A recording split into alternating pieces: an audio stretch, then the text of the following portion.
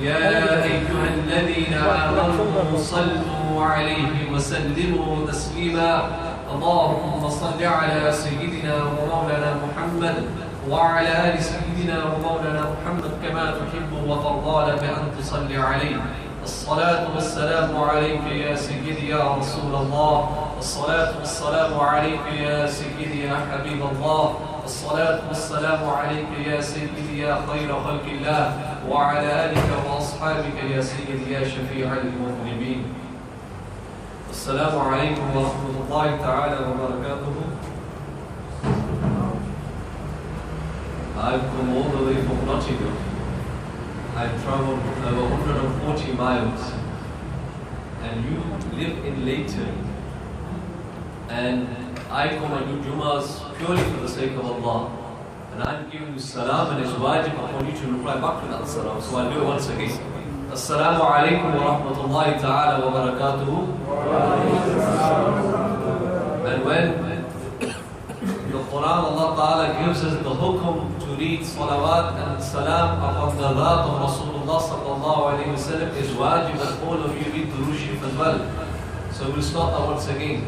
Allahumma salli ala Sayyidina wa Mawlana Muhammad wa ala ali Sayyidina wa Mawlana Muhammad kama tuhibbu wa tawfala bi an tusalli alayhi. When you hear this verse of the Quran, Ya ayyuhalladhina amanu, to the end of the verse, then it's wajib. The ulama have written and the mufassirin have written that is wajib that every single person reads Durood Sharif and presents that Durood Sharif to the Prophet sallallahu alayhi wa sallam. And it's also wajib that when I give salam, you also reply back to that salam. When we are moments away now from the month of Ramadan, this blessed month of Ramadan that comes once a year and comes to such a short time, ayyam ma'dudat, as the Quran says that these are just very short days, 29 or 30 days of this month. And it's been a few weeks that I've been speaking about the virtues of this month and how to prepare physically and spiritually for the month of Ramadan. And as the hadith of the Prophet sallallahu alayhi wa sallam goes, that إِذَا جَاءَ رَمَضَانَ فُتِحَتْ أَبْوَابُ الْجَنَّةِ. The Prophet ﷺ said that when Ramadan enters, the abwab of Jannah, the doors of Jannah, they are open. وَغُلِّقَتْ أَبْوَابُ النَّارِ. And the doors of the hellfire, they are shut for the entirety and the remainder of this month. And the shaitan is locked up. So the fadila of Ramadan is such that this has also a connection with siyam, which is fasting, and it has a connection with the Quran. And in Surah Al-Baqarah, Allah Ta'ala talks about the month of Ramadan. Allah says, شَهْرُ رَمَضَانَ الَّذِي أُنزِلَ فِيهِ الْقُرْآنِ. That Ramadan is that month in which the Quran was revealed. Ramadan is the month of the Quran, not the month of shaitan. Ramadan is that month. The ulama, they have agreed upon this. They may differ in accordance to what night it was revealed on, but they all have ittifaq and agreement upon this, that the Quran was revealed in the month of Ramadan. And the majority of the opinion of the scholars is that the Quran was revealed upon the 27th night of Ramadan, which is known as Laylatul Qadr. And this Quran has a very big importance and significance within this month. Because in this month, those people or us who are disconnected with the Quran, we draw our connection back to the Quran in this month. And what's the reason for that? Ulama gave many reasons. One main reason is that shaitan is locked up, and the only thing that you can do with this month is the ibadah of Allah and obey Allah. You can't disobey. If you disobey, then that's not from shaitan, that's from yourself. So the Quran is fadila. And the Prophet ﷺ said that for every harf, for every particle of the Quran that you read, Allah Ta'ala will give you 10 rewards in return. And the Prophet ﷺ said, La aqulu alif lam mim. He said, I do not say that alif lam mim is one word. He said, alif lam mim isn't one word. The Prophet ﷺ said, alif harf, lam harf, wa mim harf. That alif is a harf. So for reading alif, you get 10 rewards. Lam is a harf. So for reading lam, you will get 10 rewards. And meme is a harf. So for reading meme, you will get another 10 rewards. For just merely reading alif, lam, meme, Allah Ta'ala gives you 30 rewards in return. This is the greatness and the virtue of reading the Quran. But this is a sad reality today that as Muslims, we have turned our back on the Quran. Now the Quran just resides on our shelves and it gathers dust. The Quran wasn't sent to be sat on shelves or to reside on shelves. It wasn't sent that the shelves be adorned by the Quran. The Quran was sent that it beautifies and adorns our hearts. This was the purpose of the Quran. Not that one just leaves it on the shelves and no one reads it. The month of Ramadan is a month of connecting back to Allah Ta'ala. And the ulama, they write that this month is not a month of relaxing. Because now the fasts are going to be maybe 18 or 19 hours long. And a lot of people, what they tend to do is sleep throughout the whole day. The Prophet ﷺ, if you want to know about the Ramadan of the Messenger of Allah ﷺ, his Ramadan, the Sahaba said that he would tighten his loincloth. And this was an ishara, this was an indication that when Ramadan was coming, this was a time of work. The Prophet ﷺ would not rest in this month, but he would do double work in this month than he did in any other month. This is a month that we should increase in our ibadah. This is a month that we should contemplate on where we are going in our life. Have we ever thought about where we are going in our life? Ramadan is that month. It's an opportunity for an individual to turn back to Allah Ta'ala. Sayyidina Umar ibn Khattab radiallahu ta'ala, he said, Hasibu qabla an tuhasabu. He said, account yourselves before you are taken accounted for. He said, look in deep inside yourself, that where are you going in your life? And the Quran asks us the same question. فَأَيْنَ تَذْهَبُونَ? Where are the Muslims going? Where are you as believers going? Where as followers of the Messenger of Allah alayhi salatu wasalam are you going in your life? And we need all of us to look deep inside ourselves, that where have we placed Allah and His Messenger in our lives? And how much significance and ahmiyah we have given to Islam and to Allah and His Messenger in our life. And this is a question that we all need to ask. And this month gives us that opportunity and that time that one contemplates and thinks about where he is going in his life.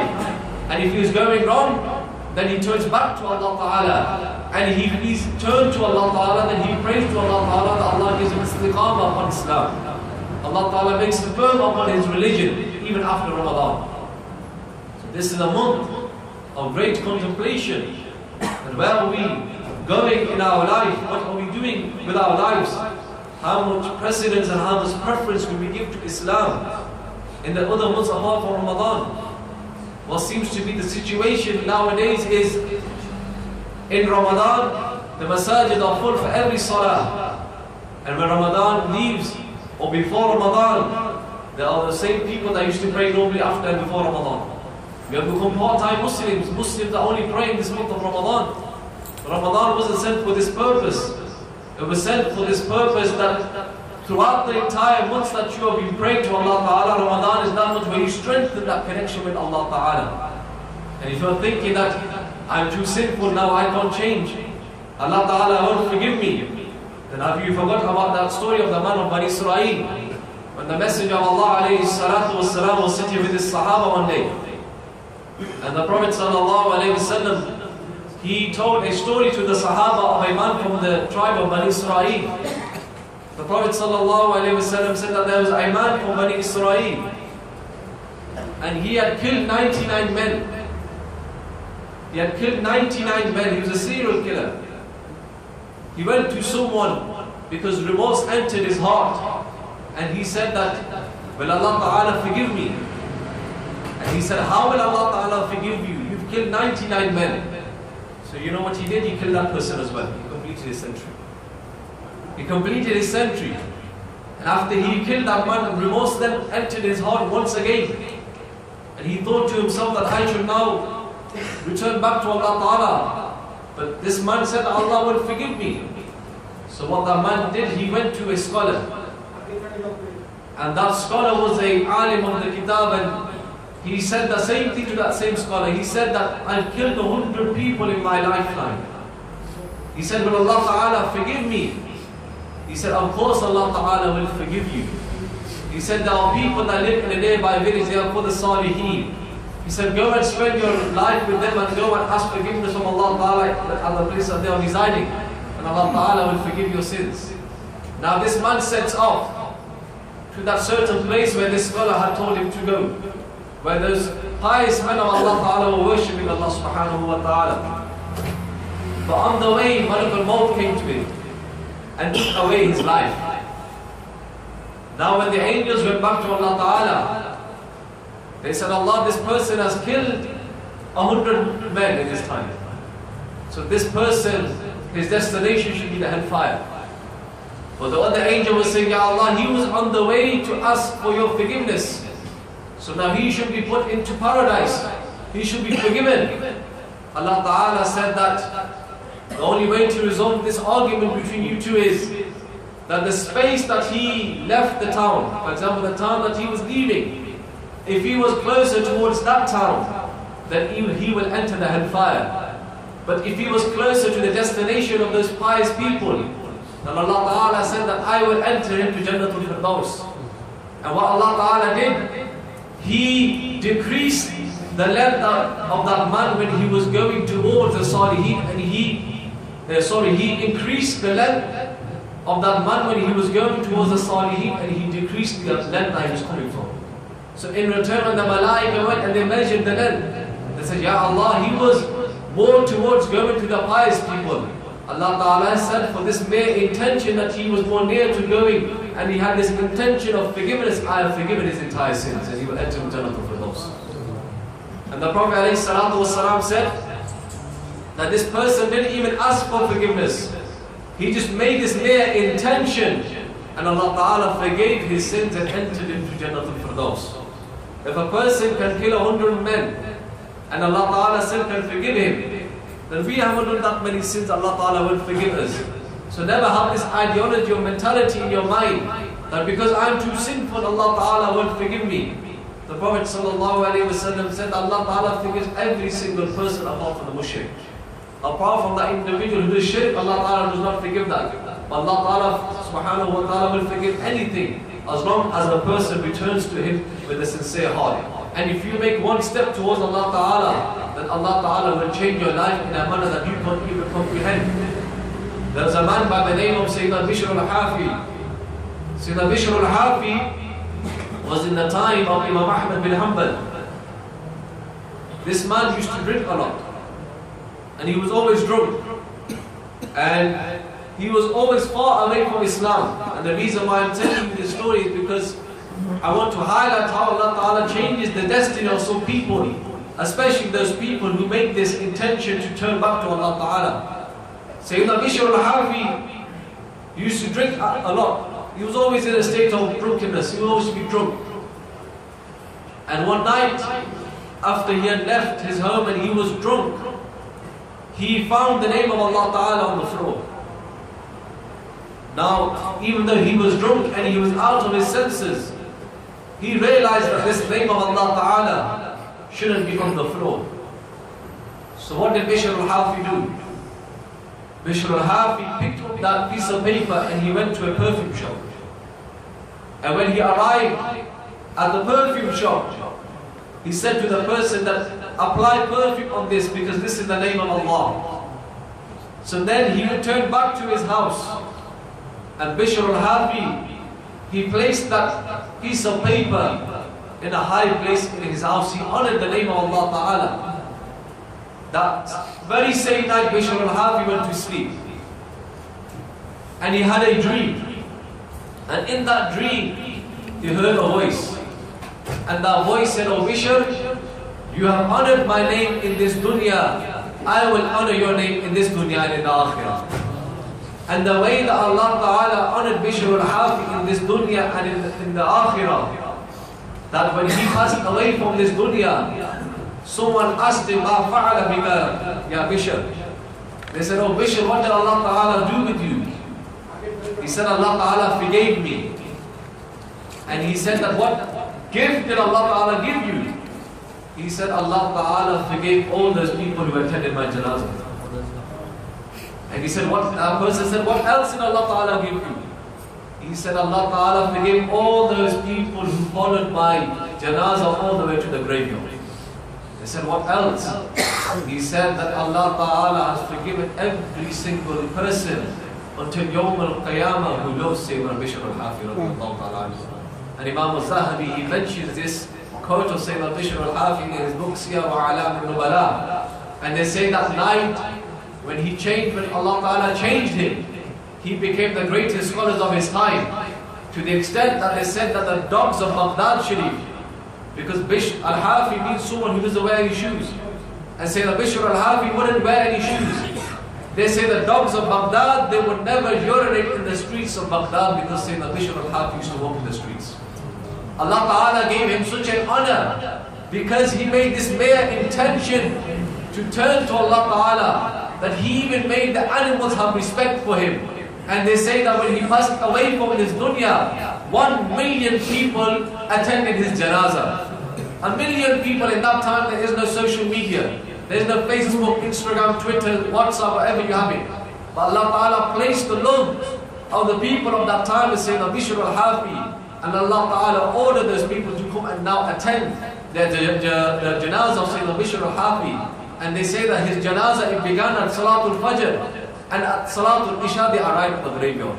This is how many people attended his janazah. This is how many times his janazah would have to be repeated. And this was the same individual that Imam Ahmad bin Hanbal radiallahu ta'ala anh, he would go to the house of Sayyidina Bishr al-Hafi and he would take lessons from Sayyidina Bishr al-Hafi. This individual was someone who used to drink, but he had this mere intention just to change. And look in the manner that Allah Ta'ala changed him, and the way that Allah Ta'ala changed him and changed your destiny.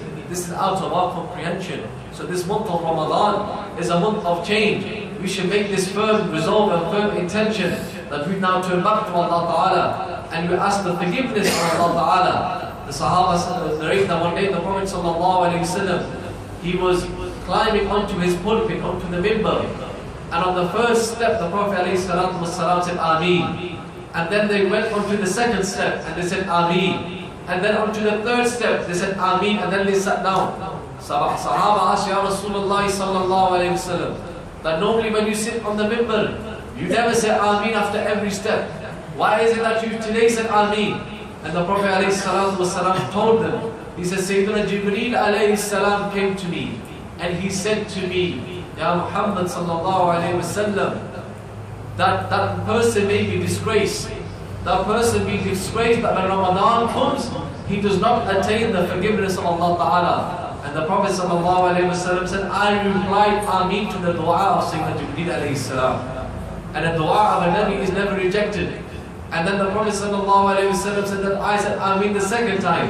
Because Sayyidina Jibreel Alayhi Salam said that that person who does not send salat and salam upon the Prophet Sallallahu Alaihi Wasallam, he's bakhil. He's someone who is stingy. And the Prophet Sallallahu Alaihi Wasallam said, I said Ameen. And the third time why I said Ameen, the Prophet Sallallahu Alaihi Wasallam said that child, that son or that daughter whose parents are alive and he did not attain Jannah whilst they were alive, the Prophet Sallallahu Alaihi Wasallam said Allah Ta'ala will put that person in the hellfire. And I replied Ameen to the dua of Sayyidina Jibreel Alayhi Salam. So Ramadan is a month where a lot of people also waste this month. But this is not a month that we should waste.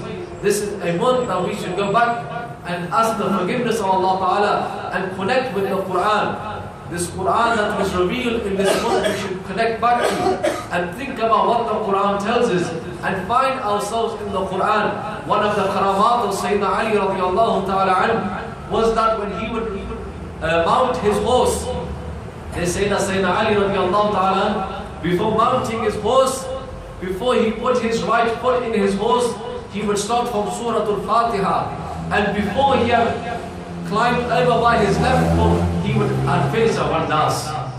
He'd have finished the entire Quran whilst mounting the horse. And how long does it take to mount a horse?